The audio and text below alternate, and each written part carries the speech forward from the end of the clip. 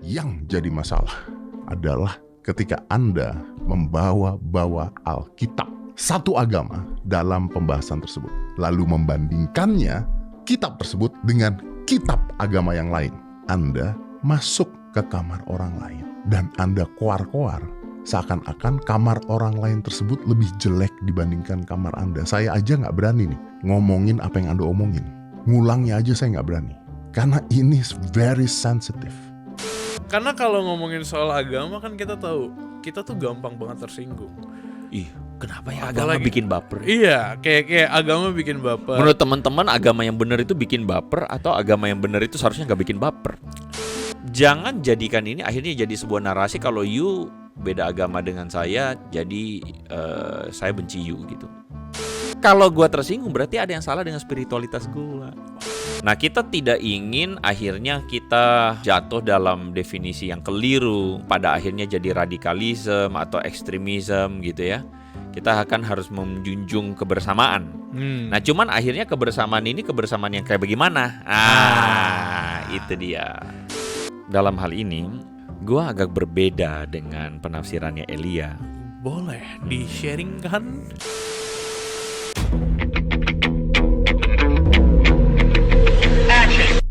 Selamat malam para teman-teman penonton Hello God On Topic yang setia. Selamat datang di podcast Hello God On Topic bareng saya Julius Teja dan Andre Tunggal. Andre Tunggal.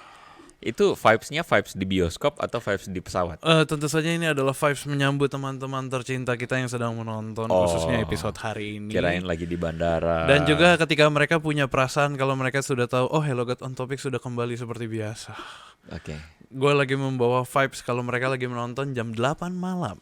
Oke. Buat teman-teman yang nonton di pagi, siang, sore, selamat siang, pagi, dan sore. Tapi buat teman-teman yang nonton di malam hari, selamat mempersiapkan diri untuk mendengarkan Hello God, Hello God On Topic Hot bersama dengan gua. Oke, lanjut. Apa sih? Oke, lanjut. Jul, lu salah kamar banget. Oh, kenapa gitu? Harusnya gue duduk situ, lu duduk Lu situ. salah kamar banget. Lu ngomongnya nggak pada tempatnya. Ini hot, bro. Pantas Ini bukan pengumuman, bro. Ini salah kamar buat lu. Pantas setelah 80-an episode gue merasa opening ini yang paling tenang. Yang paling punya jiwa dan raga. Ternyata gue tidak menjadi diri gue sendiri gitu ya. Betul. Makanya beda kamar. Makanya. Oke.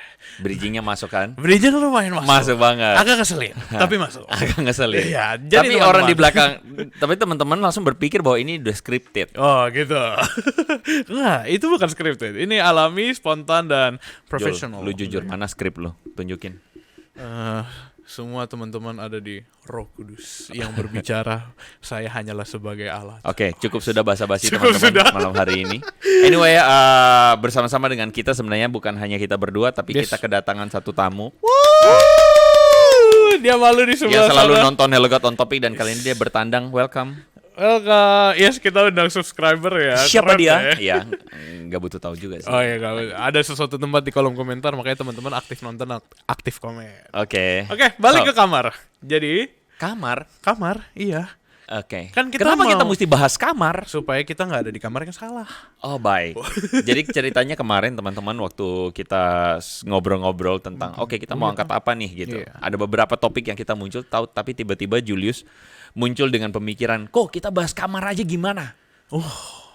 Gue nggak tahu itu sebagai pujian atau sesuatu yang berbahaya, tapi gue anggap itu pujian. Oke. Karena idenya Iya, nggak datang dari bermaksud gua. untuk berbahaya dan memuji sih. Oh iya, Jul. benar. Thank you Cuman mau banget kasih tahu aja prosesnya, perjalanannya bahwa pada faktanya jujurnya gue nggak paham. Hah? Apa kamar Jul? Gue nggak tahu itu kamar? obat Nggak kamar. ngerti ya. Baru ngeh. Oh ternyata Julius mau bahas ini dan langsung gue pikir langsung gue bilang begini teman-teman. Langsung gue bilang begini sama Julius. Jul, nggak bahaya ngomong begitu Jul. Oh iya, enggak. Karena apa yang kita bicarakan tentu saja bukan menggosip, tapi tentang kebenaran. Jadi maksudnya apa yang pengen kita sampaikan di sini adalah sebenarnya topik ini memang ketika mau kita bahas atau enggak sempat ada keraguan teman-teman. Kenapa sempat ada keraguan? Karena kita tidak ingin membahas sesuatu yang sensitif dalam arti membuat perpecahan. Tidak ingin gitu, tidak ingin. Tetapi setelah kita pikirkan kembali, akhirnya kita pikir iya, kita sebenarnya perlu untuk mengedukasi. Karena toh biar bagaimanapun sudah viral. Iya, betul, udah viral, udah lumayan lama. Sebenarnya nggak baru-baru ini, nggak minggu ini banget. Tapi ini Minggu menarik lalu. minggu lalu, iya. Ini menarik perhatian kita karena ada beberapa poin-poin yang mungkin kita bisa bicarain bareng-bareng nih kok soal si perbedaan kamar ini. Yes, teman-teman, betul. Jadi baru-baru ini minggu lalu ada sebuah YouTube dari teman Koko tercinta, Deddy Cahyadi. Atau enggak podcastnya Deddy Kobuzier ya. Ada perbincangan tentang dia monolog atau enggak memberikan pesan Judulnya lah. adalah Mabok Lem. Ya, Indah G dan Elia Miron Mabok Yes. Lem gitu. Itu judulnya. Nanti dimunculkan thumbnailnya seperti biasa oleh Adi dengan pasti sound effect. Nah gitu. Iya. Oke. Kurang Terus? lebih itu isinya adalah mungkin pesan atau enggak kritikan buat Dua orang ini. Dua orang ini tentang konten yang mereka buat. Ya, Nah. ya si Indah ini teman-teman pasti juga mungkin sebagian sudah tahu mengkritik tentang masalah bantuan dan dia mengkritik kenapa kok terhadap bangsa sendiri di Papua yang dia angkat itu kenapa kok tidak dibantu dengan lebih bagaimana, tapi ini kok netizen hype untuk membantu yang di luar Indonesia. Nah, begitulah kira-kira. Oh, begitulah kira-kira. Itu untuk si saudari Indah ya. Ya Kalau kita yang- nggak bakal bahas tentang itu juga begitu. Cuman ada satu gue sebutnya gimana ya? Kakak ya. Kak Elia Myron ini yang sempat dibahas sama si Om Deddy. Dia ngomongin tentang karena latar belakang kontennya adalah pembahasan tentang Palestina dan Israel. Yes. Iya, dan abis itu menarik perhatian si Om Deddy kan. Om Deddy akhirnya bikin message gitu tentang si Elia Miron ini yang kayaknya agak salah ngomong gitu pas Menurut podcast perspektif dari si Om Deddy. Om Deddy. Ya, makanya Om banget. Om banget. Abisnya Oke. gue nggak tahu ngomongnya apa. Kok kayak akrab. Engkau. Engkau Deddy kayak akrab ya udah gue panggil aja Om gitu kan. Atau nggak Pak Deddy Iya. gitu. Nah, cuma balik lagi ke yang tadi, permasalahannya adalah ketika di podcastnya si Om Deddy itu dia ngomong tentang yang namanya adanya beda kamar di Indonesia. Beda kamar tuh maksudnya merujuk ke kita tuh di Agama. Indonesia, agama tuh ada banyak loh teman-teman. Ya, gitu. jadi seperti statement yang teman-teman tadi sudah dengerin bahwa Om Deddy ini mengkritik si Elia Myron karena bagi Om Deddy Elia Myron ini bawa-bawa agama gitu. Yes. Bawa-bawa agama dan berusaha untuk mencampuri agama lain yang dia kasih statement sebagai masing-masing udah punya kamarnya, jangan acak-acak kamar orang. Iya. Lu nonton nggak podcast yang si Elia sama Richard Lee? Nonton, Nonton, oke. gue pelajari. Pertanyaan lain, lu kenal nggak sama si Elia Myron ini? Sebenarnya secara personal enggak. Oh, Secara personal enggak. Kan ya udahlah, bukan rahasia lagi, teman-teman pasti tahu bahwa di YouTube pribadi gue kan juga membahas tentang ini. Ya, tapi gue bukan aliran orang yang suka untuk cemplung dalam debat. Iya, paham. Karena bagi gue debatnya nggak salah, tapi kultur debatnya udah salah. I see. Lu harus berdebat. Sebenarnya gini, kata debat itu bagi kita orang Indonesia tuh gini, orang Indonesia tuh Sakral, oh bukan. enggak. Pada umumnya orang kita tuh kultur kita tuh sopan, which is good, bagus gimana. Tapi kita itu kadang mendangkalkan perbedaan pendapat menjadi berantem.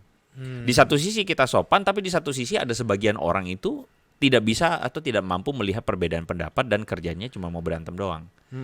Nah, celakanya mentalitas ini akhirnya dibawa. Kan sebenarnya gini, kalau kita ngobrol, pada akhirnya ketika ada perbedaan pendapat dan kita saling menajamkan pendapat, gue dengar pendapat lu, bisa kalau misalnya gue salah, gue belajar Iya. dari lu, demikian juga sebaliknya. Itu kan sebenarnya quote and quote, itu debat, quote and quote ya. Iya.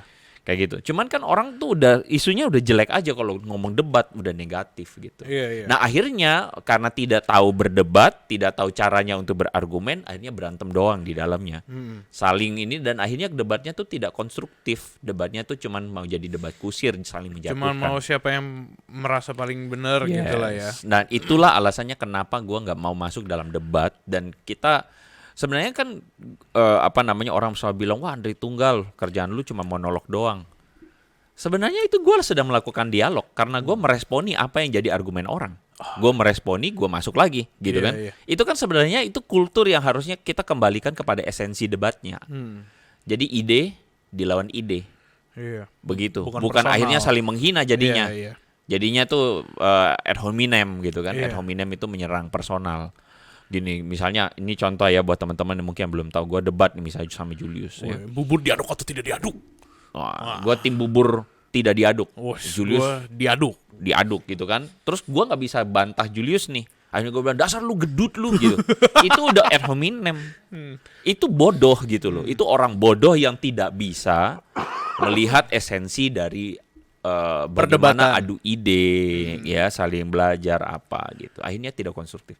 So jadi gue tidak pernah ingin terlibat di dalam debat-debat seperti itu. Kalau dari perspektif gue bukan juga bilang bahwa semua orang harusnya begitu ya, terserah gitu. Tapi gue pribadi nggak mau gitu, dan gue merasa bahwa that's why kenapa gue tidak juga cukup familiar tadinya dengan Elia. Sampai kayak gitu akhirnya? ceritanya. Sampai akhirnya ya kemarin rame. Iya. Kalau gitu boleh tolong lihat ke kamera, say hi ke Elia karena Hai, mungkin Elia. dia akan nonton. Berharap ketinggian. Ya cuma gitu. Stay strong ya. Stay strong. Oke. Iya, intinya dia dapat banyak kritik ya. Kita balik lagi ke teman-teman ke kasusnya dia. Disclaimer teman-teman, saatnya disclaimer. Kita bukan mau memanas-manaskan atau mendukung siapapun. Dan kita juga bukan mau membela siapa-siapa ya. Iya. Dalam arti ya pada akhirnya pembicaraan ini kita harapkan teman-teman menerimanya dan melihat bahwa apa yang kita bicarakan kita pengen buka menunjukkan sisi-sisi lain. Karena seringkali orang tuh ada pada sebuah argumentasi yang sebenarnya tidak sepenuhnya benar. Yang kelihatannya wah keren ya gitu ya. Iya. Wah kelihatannya oke lah, kita langsung jump into the problem lah. Wah kelihatannya toleran ya. Are you sure you know about tolerance? Yes. Apa itu toleran gitu? Nah kadang-kadang kita pikir, gue toleran gitu. Buktinya apa? Gue nggak celakain lo. Iya. Belum tentu juga. Belum tentu juga. Nah gitu. itu. Makanya disclaimer tadi teman-teman supaya tidak terjadi hal-hal yang tidak diinginkan. Kita nggak mendukung siapapun. Yang menarik perhatian kita teman-teman adalah kita yang hidup di tengah-tengah begitu banyak kepercayaan. Yes. Which is iman Kristen, Niko. Yes. Jadi kenapa ini akhirnya kita angkat? Karena kita merasa bahwa sekali lagi kekristenan yang ada di Indonesia itu unik karena kita itu berdiri sebagai salah satu. Salah satu. Bukan satu-satunya ya. Salah satu entitas agama yang ada diakui di Indonesia. Dan kita juga berdiri berdampingan dengan orang-orang dari agama lain. Iya. Nah, kita tidak ingin akhirnya kita jatuh dalam definisi yang keliru, ya, pada akhirnya jadi radikalisme atau ekstremisme gitu ya. Kita akan harus menjunjung kebersamaan. Nah, cuman akhirnya kebersamaan ini kebersamaan yang kayak bagaimana? Itu dia. Itu dia yang mau kita bahas. Kebersamaannya gimana tuh kok? Ya. Sering terjadi di podcast kita ya teman-teman. Jadi jangan kaget. Gue seneng banget lihat dia seneng banget lihat gue. Gini dulu, kita bahas dulu statement dari Om Deddy dulu, gitu kan. Statementnya apa tuh? Mulai dak-dik dikit. Lu denger gak? Lu dong Gua denger yang sampaikan semua. dong. Lu yang sampaikan. Lu bayangin video itu Gini. Jadi kan gini, antara gua sama Julius ini kan ada sedikit beda spesifikasi nih gitu kan.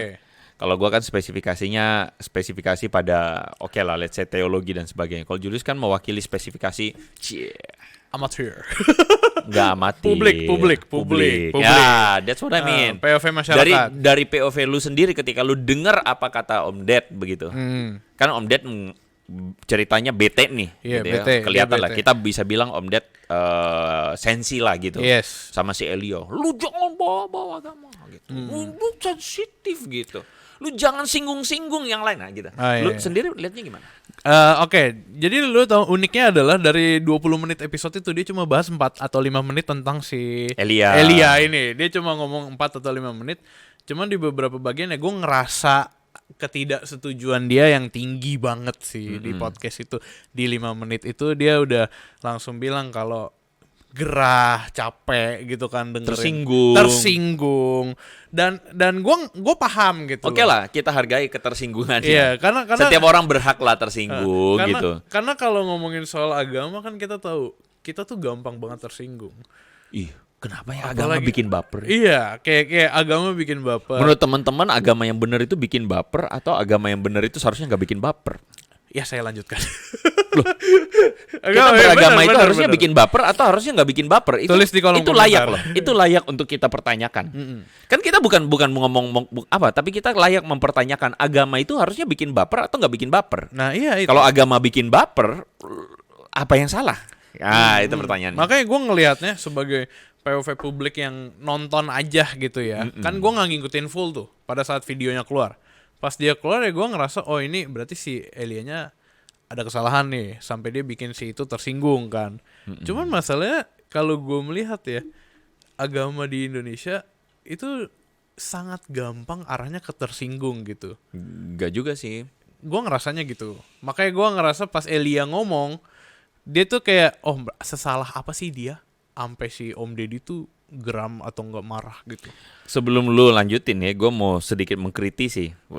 Bukan mau mengkritik, mau bilang Julius salah, enggak. Gue cuman mau mengkritisi aja, merefine aja. Ketika Julius bilang bahwa agama di Indonesia tuh jadi baper gitu karena ngomong soal agama. Sorry tadi statement lu kalau nggak salah lu bilang agama-agama bikin baper. Iya. Enggak juga sebenarnya. Enggak juga. Sebenarnya kalau kita melihat situasi ya saat ini mungkin secara mayoritas apa yang muncul di media dan di publik baper, tapi pada kenyataannya tidak juga harusnya. Berarti nggak seharusnya seperti ini gitu loh. Iya dong gitu. Iya. Yang salah itu adalah perilaku beragamanya kita sekarang ini nih gitu kan. Oh gimana nih? Dulu-dulu kayaknya kalau ngomong tentang beda agama dan sebagainya nggak ada masalah tuh. Iya nggak? Waktu dulu gue ingat banget waktu sebelum gaduh-gaduh belakangan ini ya. Berbeda agama pada waktu Idul Fitri gue pergi ke tetangga makan ayam kari, ketupat, nyaman sekali. Sama halnya tetangga juga datang di Natal, Iya. Natal. Ini mau Natal teman-teman. Terus kemudian makan kacang, makan kue, nyaman aja gitu. Kita nyaman dan happy. Kita tidak marah ketika ngomong perbedaan agama yang ada. Iya, Kita tidak marah. Berarti sebenarnya ada tanda kutip kayak oknum-oknum lah ya gitu kita sebut. Ada oknum-oknum. Kita harus ngakuin bahwa belakangan ini jadi makin panas karena apa? Karena ada orang-orang yang menyebarkan narasi kebencian. Ya, itu harus kita waspada. Cuma balik lagi ke Elia Myron tadi. Gue ingin membahas tentang iman kita kok. Yoi. Yang terkesan di Indonesia nih, yang saat ini ada banyak kepercayaan kan tadi. Kita lompat ke situ. Nah, kita sebagai orang Kristen harus melihat itu sebagai apa? Lu bayangin, kita satu agama di antara 6 kali ya. 6 dan 6 itu di antara begitu banyak yang lain, kepercayaan yang lain gitu. Dan kita satu iman Kristen ini, satu orang nih, misalkan gua harus melihat teman-teman gua dengan kepercayaan lain, agama-agama yang ada begitu banyak ini sebagai entitas yang gua harus ngapain gitu di tengah-tengah mereka. Ya pada akhirnya satu entitas yang kita harus terima kenyataannya bahwa tidak semua orang satu agama. Oh iya benar. Iya kan gitu, dan lu nggak usah maksain juga semua orang mesti satu agama. Dalam hal ini Itu gua statement menarik. dalam hal ini gua agak berbeda dengan penafsirannya Elia. Boleh di-sharingkan? Kan jadi kan Elia itu mengatakan di dalam podcastnya di Dr. Richard Lee, dia bilang bahwa semua orang akan mengakui Yesus sebagai Tuhan dan sebagainya. Kita mesti menempatkan statement dia pada konteksnya. Konteksnya itu adalah konteks penghakiman akhir, di mana semua orang akan melihat dan menyaksikan, oh Kristus itu bukan manusia biasa, dia adalah manusia ilahi, dia adalah pribadi kedua Trinitas dan sebagainya and so on. Jadi semua orang pada akhirnya akan tahu. Tapi itu konteks tidak bisa diberlakukan bahwa semua orang mesti agama Kristen. Ya begitu toh. Dan gue juga sangat yakin bahwa Elia sebenarnya tidak bermaksud demikian. Oke. Tapi kan akhirnya orang memahami bahwa oh yang benar itu agama begini, jadi semua orang mesti beragama ini. Enggak, kesimpulannya enggak begitu. Karena jelas juga di dalam Alkitab dikatakan ya mengenai perbedaan, Tuhan Yesus menyatakan dengan clear gitu ya, bahwa pada akhir zaman nanti ada gandum, ada lalang misalnya dan sebagainya. Itu menunjukkan apa? Menunjukkan bahwa tidak semua orang jadi gandum. Right? Tidak semua orang jadi, ya sudah toh gitu. Ya jadi gini, jangan jadikan ini akhirnya jadi sebuah narasi kalau you beda agama dengan saya, jadi saya benci you gitu. Kan bodoh banget ya. Oknum-oknum. Gitu ya. Jadi artinya Tuhan Yesus juga ngomong misalnya dalam perumpamaan misalnya tentang jadi pada konteksnya waktu itu adalah orang-orang Yahudi itu sangat berselisih dengan orang Samaria misalnya. Iya. Orang Samaria itu kalau dalam sejarah teman-teman kerajaan Israel itu terpecah jadi dua. Jadi ada yang setia pada keturunan Daud disebut sebagai Yehuda. Ya, dan yang tidak lagi berpegang pada keturunan Daud itu disebut kerajaan Israel. Siapa raja pertamanya? Saul. Salah. Oh, Yehuda atau Yerusalem?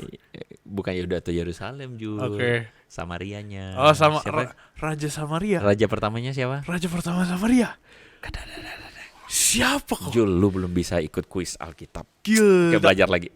Siapa kok? Kok gue gak familiar ini? Yerobeam bin Nebat. Oh. Oke, itu cuman saya for tidak your tahu. information. Gak apa-apa. Jadi kerajaan utara itu pada akhirnya kan runtuh oleh Asyur. Dan kebijakan dari kerajaan Asyur itu adalah melakukan asimilasi, percampuran. Jadi penghapusan budaya.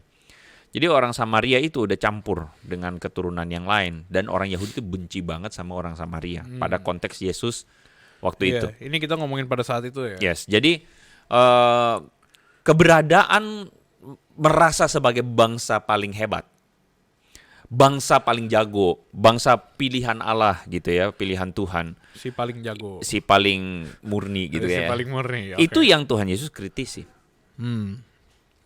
Dia kritisi dengan cara misalnya salah satunya dia kasih perumpamaan tentang Good Samaritan, orang Samaria yang baik hati. Yang menunjukkan bahwa sebenarnya jadi sesamanya orang Yahudi yang orang Israel yang digebukin sama perampok itu sesamanya itu orang Samaria. Bukan orang rabi-rabi Yahudi, bukan apa yang tidak berbuat baik kepadanya. Jadi Tuhan Yesus mau bilang bahwa orang Samaria juga itu dikasihi Tuhan loh. Gitu. Berarti itu lebih ngomongin tentang walau perbedaan ini ya, perbedaan. Iya, jadi gini.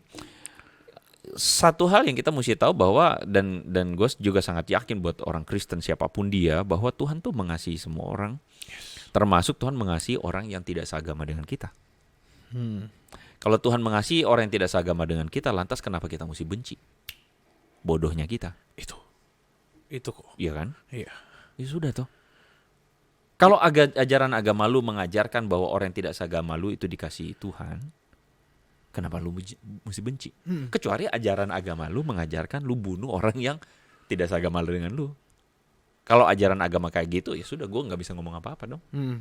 Cuman balik lagi ke kitanya dong. Kan kita balik ke kita, Kristen. Balik Kristen ke- itu mengajarkan untuk mengasihi semua orang. Yes.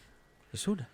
Nah, cuman di sini gue mau ngomongin tentang ada oknum-oknum yang selalu bilang di iman kekristenan itu kalau kita harus mengajak semua orang untuk jadi Kristen. Itu Tidak satu. salah. Tidak salah untuk kemudian menunjukkan kepada mereka tentang kebenaran. Tapi memaksa mereka untuk harus menerima kan salah. Tuhan aja nggak maksa kita. Lalu kenapa kita mesti maksa orang? Ya itu kan sebenarnya ego pribadi. Oh iya. Sama tidak ada ubahnya dengan para rabi Yahudi misalnya, atau bukan semua rabi ya, tapi orang-orang Farisi yang digambarkan yang selalu memaksa orang lain untuk harus melakukan hukum ini dan hukum itu. Maksa orang untuk ikutin apa yang jadi selera beragamanya dia. Iya. Kan salah. Jadi Gitu sih. agama tuh bukan didasarkan paksaan berarti. Iya dong gitu. Nah cuman kan ya sekali lagi lain cerita kalau agamanya maksain orang, ya kita nggak usah ngomong gitu. Iya. Tapi Kristen tidak pernah untuk maksain kita mesti begini dan begitu. Kan gitu. Jadi Kristen kalau nggak maksa menerima. Menerima perbedaan. Menerima perbedaan. Nah cuman ini menariknya dari statementnya Om Deddy itu kemarin. Iya. Gue tersinggung misalnya dia bilang, karena apa? Ini kamar gue lu jangan acak-acak dong gitu. Oke. Ya kan, jangan lu bilang kamar lu lebih bagus, kamar gue kurang bagus. Gue sebagai orang tersinggung. Gue mau kritisi aja sih Om Ded ya. Gue mau kritisi dalam arti begini. Masalah tersinggung atau tidak itu masalah pribadi. Oke. Oke. Kalau gue dibilang bahwa agama ada orang, lu bilang deh, misalnya gue punya agama. Gini deh, agama gue agama speaker. Haleluya. Contoh kan, Aliran agama Kiss speaker. Only. Iya. Bukan aliran JBL Anda jangan sebut mereknya. atau Herman Cardon. Hey, aliran gue adalah aliran speaker. Lu agama gue agama speaker, lu agama mic. Iya, Terus boleh. lu bilang agama speaker nggak bener deh. Agama mic yang bener. Kenapa gue mesti tersinggung?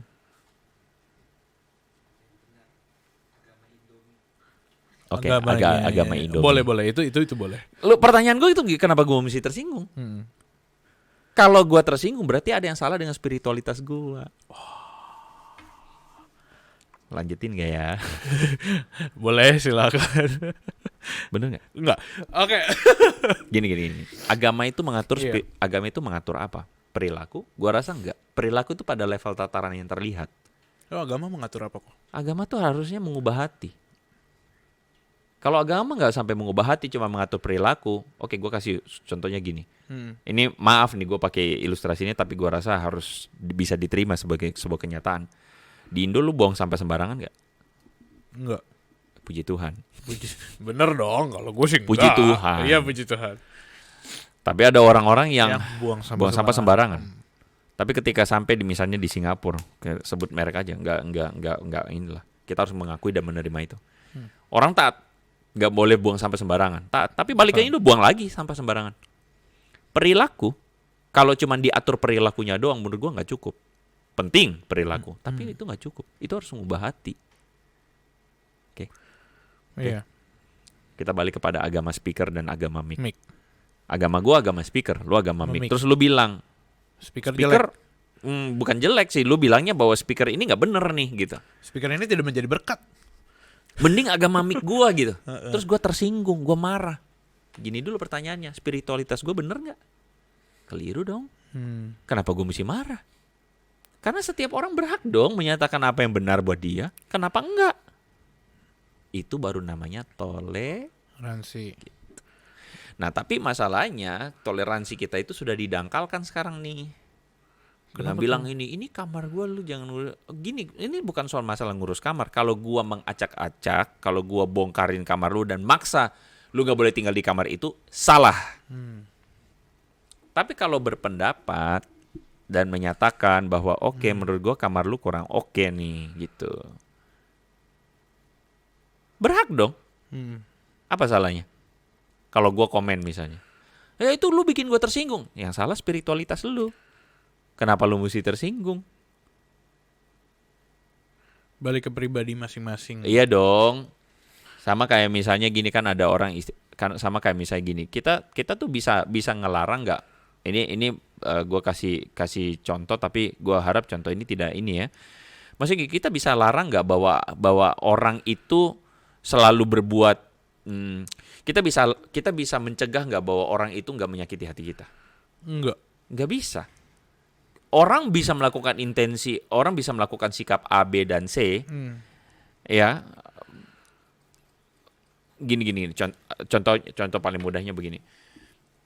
Ada orang yang misalnya nih, lu sendiri nggak suka dengan orang yang megang jambul lu. Betul, itu fakta. Tapi ada orang yang Jul, gue nggak bermaksud jahat sama lu, tapi mungkin kayak ada dia nyamuk. mungkin tipenya kayak jambul lu, dia pegangin, dia bermaksud jahat nggak? Enggak. Belum tentu kan? Belum tentu, ya. Tapi lu jadi marah, gara jambul gua dipegang. Yang salah siapa, Jul? Yang megang jambul lu? Enggak. Miskomunikasi sih menurut gue. Gue tidak bilang ke dia kalau lu jangan pegang rambut gue ya, terus dia tetap pegang. Nah, itu salah dua-duanya. Gue berani ngomong itu salah dua-duanya. Jadi kita punya kesimpulan sebenarnya gini. Hidup bersama, kerukunan itu mesti diusahain. Tapi diusahain bukan dengan cara di mana ikut selera gua.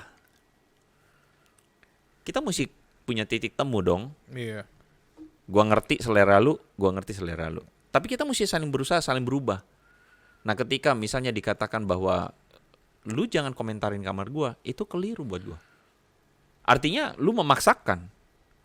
Lah, lagi pula sebenarnya toleransi itu apa sih? Toleransi itu adalah ketika gue mengakui eksistensi lu. Kalau gue mengakui eksistensi lu, Jul, gue mengakui eksistensi lu dengan kebebasan berpikir lu, dengan pendapat lu. Iya. Itu toleransi, bro.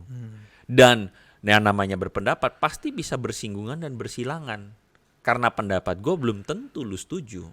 Dan sebaliknya. Dan sebaliknya. Dan itu wajar. Dan ketika lu gak setuju dengan perbedaan pendapat gue, ya it's okay. It's okay. Bukan Gitu. berarti gue harus paksa lu ikut perbedaan Bener pendapat gue. kan? Iya. Nah, kalau udah berbeda pendapat berarti lu pasti punya beda pendapat dengan misalnya kamar gua nih. Kalau kita pakai analogi yang kamar nih. Iya. Di kamar gua taruh TV. Lu tim yang nggak boleh taruh TV dalam kamar. Lu komen, harusnya nggak ada TV dalam TV-nya. kamar. Kan masa gua marah? Iya. Lu jangan ngurus kamar gua ya. Loh, yang salah siapa? Hati gua dong Iya, yang iya, salah. Iya. Kan Julius cuman bilang bahwa di kamar itu harusnya jangan ada TV. Lu bisa berespon dengan, oh gue lebih nyaman dengan TV. Iya dong. TV bisa membuat Menurut gua TV ABC. di kamar itu masuk akal. Iya. Karena gua mau santai. Lu bilang enggak, kamar itu harusnya bisa istirahat. Yes, ya wes toh. Iya. Gua mengakui gua toleran terhadap lu. Lu juga kan toleran dalam arti ya sudah lu biarin dong gua punya kamar ada TV, bukan lu langsung masuk ke kamar gua terus bongkar TV-nya lu cabut. Iya. Kan enggak gitu. Hidup bersama dalam satu kos kurang Nah, lebih seperti itu yang seharusnya menjadi identitas atau definisi dari toleransi kita. Lu komentarin kamar lain silahkan. Tapi lu jangan maksain bahwa kamar orang lain harus seperti kamar lu. Iya, itu gue paham sih. Gue boleh nggak bilang gini juga? Kalau misalkan ini kita ngomongin soal ada beberapa kamar yang banyak, berarti ada orang yang tinggal di kamar itu dong.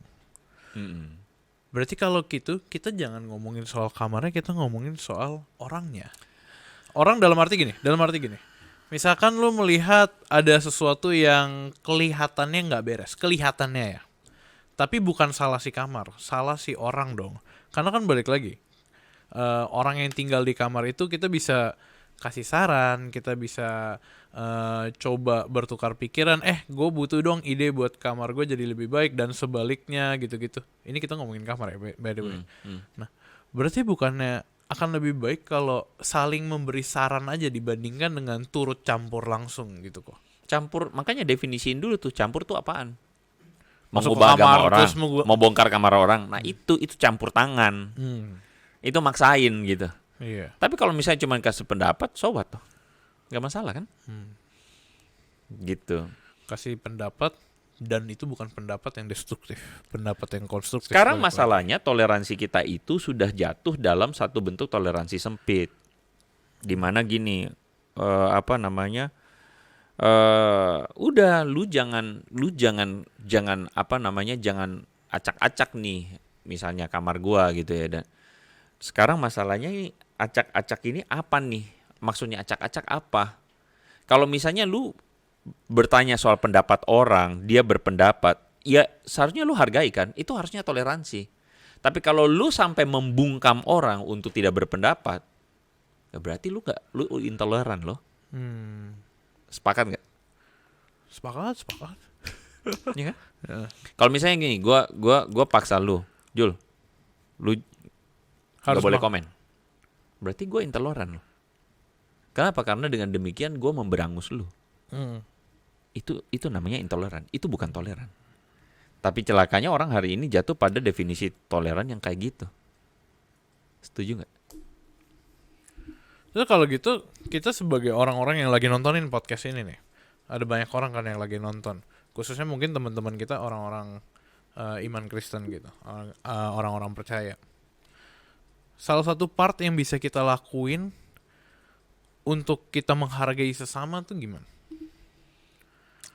Ya, hargai keberadaan orang lain dengan preferensinya. Oke, kita langsung ngomong aja agama. Hargai keberadaan orang lain dengan agamanya dia. So what? Itu bagian dari bagaimana kita toleran. Hargai ketika dia berpendapat tentang agamanya. Jangan pernah menghalangi kalau misalnya terjadi yang namanya saling susah nih kalau udah ngomong aduh jelek aja udah. Tapi hargai ketika ada orang berpendapat dan sebagainya tentang bagaimana dia menjelaskan. Misalnya nih kalau kita ngomong agama ya, menjelaskan tentang ajaran agamanya, hargai aja. Selama, tapi ada kode-kodenya dong. Iya. Ada syarat dan ketentuan dong. Syarat ketentuannya apa? Selama dia tidak melakukan kekerasan, kejahatan, persekusi, ya sudah biarin. Tapi kalau dia udah mulai persekusi, dia udah mulai memberangus orang, itu berarti dia intoleran. Yang kayak begini harus disetopin, gitu. Ya, lu bertukar aja, bertukar pikiran, aja. bertukar Itu namanya pendapat. toleran. Dan gak ada salahnya Dan itu. dalam hal ini gue mesti memberi masukan kepada Om Ded. Kalau menurut gue Om Ded jatuh pada toleransi yang keliru. Ya kita tahu intensinya baik ya. Iya. Intensinya baik. Intensinya untuk apa? Mempersatukan. Intensinya supaya jangan berantem. Yes, itu benar banget. Supaya jangan berantem tapi tidak dengan cara mengkerdilkan. Mengkerdilkan cara beragama kita. Kita tuh harus mendewasakan orang. Mendewasakan toleransi kita. Mendewasakan keberagaman kita. Gini, keberagaman itu tapi keberagaman itu cuma ditaruh dalam satu kotak-kotak doang. Dipagar-pagarin. Itu toleransi bukan? Bukan. Lu punya anak Jul. Iya. 3 misalnya. 3 agama nih. Iya. Tapi lu kerangkeng mereka semua.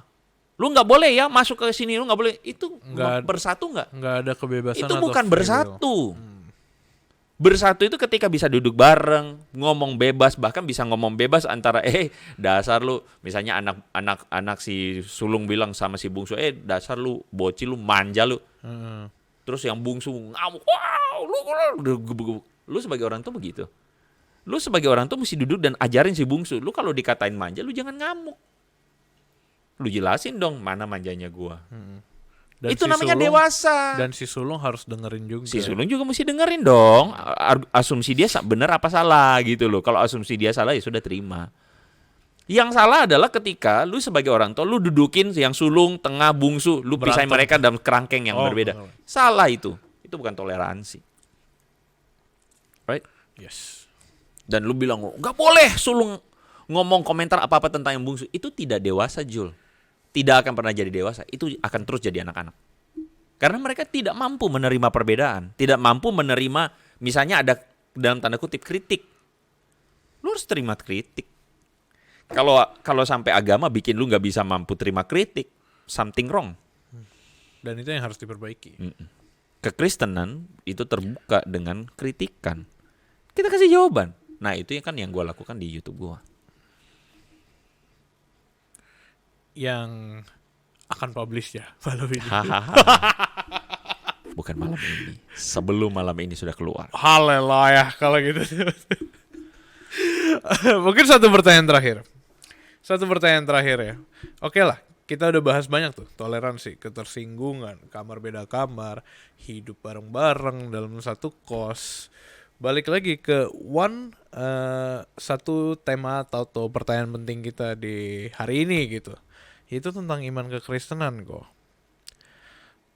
Tugas utama kita di dalam diri kita sendiri gitu, balik lagi adalah untuk supaya kita hidup bareng-bareng, hidup bersama dan sebagainya. Jika terjadi hal-hal yang tanda kutip diganggu oleh oknum-oknum, diganggu oleh yang bilang kayak yang datang ke kamar kita terus berantakin, kita orang Kristen harus ngapain? Apakah lawan balik, balas balik, atau apa? Kalau berantakin kamar sekali lagi itu sudah melanggar. Berantakin ya. Iya. Tapi kalau komentar, misalnya komentar terus komen, ya sudah itu hak dia. Oke. Kita punya hak juga dong untuk jelasin. Tapi kalau udah acak-acak berantakin, terus kemudian menyebarkan di luar, woi kamar sini gini, itu something wrong with you. Iya. Right? Gitu loh. Oke, kita kembali kepada tadi. Lu tadi bertanya, bagaimana kalau misalnya ada orang yang acak-acak? Oknum. Oknum. Yes, oknum. Orang yang mengacak-acak. Ya sebenarnya gini, ya kita harus berkomentar. Kita harus istilahnya harus memberikan sebuah tindakan. Tentu saja bukan gebukin orang itu lah. Oh ya, tadi gue mikir arahnya ke sana. Bukan gebukin, bukan persekusi, bukan dia apa, bukan. Tapi maksudnya kita harus menunjukkan sikap menunjukkan sikap kita jika memang kamar kita sedang diacak-acak, menunjukkan sikap, berpendapat juga. Jadi kalau misalnya menurut gue itu tindakan yang paling baik, menyatakan sikap dan menyatakan pendapat. Karena soal masalah penindakan terhadap tindakan kriminalitas itu urusan pemerintah. Oke. Itu bukan urusan kita. Benar. Itu urusan pemerintah. Biarlah itu ranah pemerintah. Tapi kalau kita sebagai orang Kristen, kita nggak boleh cuman ini loh. Kita mesti menyatakan sikap. Sikap kita apa? Standing point kita apa? Lu udah acak-acak, ya udah gue kasih tunjukin bahwa perilaku lu mengacak-acak itu salah. Pendapat lu tidak sepenuhnya benar. Ada salahnya. Itu hak kita. Gitu. Tapi sekali lagi, kita tidak pernah memaksa orang. Iya. Oke, kita kembali kepada Samaria tadi. Kan pertanyaannya mungkin teman-teman gini, loh kalau gitu bagaimana dengan kita diminta untuk misalnya menginjili semua orang. Nah, menginjili ini jangan dipandang secara dangkal ya, sekali lagi. Kesalahannya adalah banyak orang melihat penginjilan ini dangkal. Termasuk ada beberapa tuh nama orang-orang yang gue nggak mau sebut. Mereka melihat penginjilan itu apa? Penginjilan itu adalah paksain orang untuk jadi Kristen. Bodohnya. Sorry gue ngomong kata begitu. Itu definisi yang salah tentang penginjilan. Penginjilan bukan itu. Apakah Tuhan Yesus memaksa orang untuk jadi Kristen? No. Tuhan Yesus paksa orang untuk mengikut dia? Tidak. Dia cuma kasih sebuah undangan. Untuk apa? Undangan untuk kamu mau ikut nggak? Nggak ikut juga nggak apa-apa. Kembali ke perempuan Samaria. Orang Samaria yang baik. Ya kan itu kan perumpamaan Samaria. Oh. Perumpamaan tentang orang Samaria yang baik itu kan cerita perumpamaan Oh gitu iya, ya. perempuan di sumur. Tapi satu kali Tuhan Yesus kan ketemu dengan seorang perempuan Samaria Di sumur. di sumur itu. Dan ketika Tuhan Yesus ketemu dengan perempuan itu, yang Yesus lakukan adalah tidak paksa perempuan itu untuk jadi muridnya dia loh. Nggak pernah Yesus paksa. Ketika perempuan itu mengatakan, masakan kamu Rabi Yahudi mau bicara sama aku? Tuhan Yesus bilang, Tuhan Yesus ngomong bahwa arah pembicaraannya termasuk salah satunya adalah soal masalah menyembah Tuhan. Perempuan itu bilang, iya kita menyembah Tuhan itu kita di Samaria gitu, kita di gunung ini gitu, sedangkan kamu di Yerusalem. Yesus bilang akan tiba saatnya orang tidak lagi menyembah di gunung ini dan gunung itu, tetapi orang menyembah dari dalam hatinya. Tuhan Yesus ngomong sebuah kebenaran yang indah yang Tuhan Yesus tidak pernah paksakan bahwa perempuan ini, you harus ikutin apa yang gue mau. Enggak juga. So, menginjili itu menurut gue adalah menyatakan kebenaran, menyatakan imanmu melalui perkataan dan perbuatan. Itu bagi orang Kristen. Urusan orang itu menerima atau tidak, itu adalah urusan dia sama Tuhan. Bukan urusan kita. Kayak gitu. So, ngomong masalah beda kamar ini ya letakkanlah pada proporsinya. Lu boleh nggak komentar, silakan lu komentar gitu. Tetapi dengan cara yang sopan, dengan cara yang apik, dengan cara yang tidak memaksa, elegan gitu. Bukan tidak boleh sama sekali ini. Ya silakan gitu. Tapi caranya mesti benar. Itulah toleransi yang dewasa. Toleransi yang dewasa itu adalah lu memberikan ruang orang lain untuk berkomunikasi. Gitu. Dan lu juga tidak melarang hak dia untuk kemudian berkomentar. Kayak gitu sih. Oke lah kalau gitu. Gue rasa itu cukup mewakili untuk episode kita ya. Banyak ya. Kamar per kamar, ketersinggungan, oknum, beda agama, toleransi. Balik lagi ya, kita berharap message-nya tersampaikan teman-teman deh. Jangan sampai yang kita ngomongin ini juga malah menuju ke hal-hal yang tidak enak gitu. Tapi balik lagi hal-hal yang kita ngomongin bisa ngingetin kita kalau kita tuh hidup bareng-bareng, kita hidup bareng-bareng, bareng bersama-sama, dan ya ayo sama-sama saling bangun, saling bertumbuh gitu. Haleluya. Ya. Gue mau nanya, di channel lo yang udah di-upload itu bakal ngomongin tentang podcast kita hari ini gak? Nyinggung podcast kita enggak. Oh, kecewa. Oke lah kalau gitu.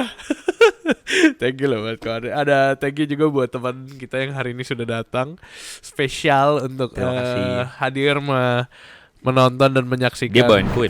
Wah, thank you banget kue. Boleh teman-teman bagi yang mau datang ini lagi kode. daftar. Boleh daftar di kolom komentar, nanti siapa tahu kita ajak. Haleluya. Oke lah kalau gitu. Untuk menutup episode hari ini gue punya pantun. Lupa pasti pantun. Oh gila lo. Gue malah menunggu sebuah pujian yang datang dari lo setelah pantun ini. Oke. Yo, ayo. Hujan-hujan makan makanan berkuah. Cakep. Cakep mana cakep. Oke, gue ulang ya. Hujan-hujan makan makanan berkuah. Cakep. Siang hari beli kacamata di optik. Boleh juga. Ayo kita belajar untuk bertumbuh di dalam iman. Jangan lupa teman-teman semua nonton Hello God on Topic. Ekspresi lu tuh jelek banget gitu. Tolong kamera arahin ke dia, ekspresi lu tuh jelek banget gitu. Bentar. Hujan-hujan makan makanan berkuah. Berkuah. Bertumbuh dalam iman. Oh iya, kebalik ya. Bertumbuh dalam iman dan berbuah. Oke. Please dong, gue ulang sekali lagi ya biar komplit nih. Hujan-hujanan makan makanan berkuah. Cakep. Siang-siang beli kacamata di optik. Oke. Ayo kita belajar beriman dan berbuah. Yeah. Jangan lupa nonton Hello God on Topic. Oke lah kalau gitu, thank you teman-teman semua for watching. Thank you untuk Andre, thank you untuk Adi, thank you untuk teman spesial kita, dan thank you untuk teman-teman semua for watching Hello God on Topic, where Hello God will always be on topic. God bless you teman-teman semua. Stay connected with Hello God.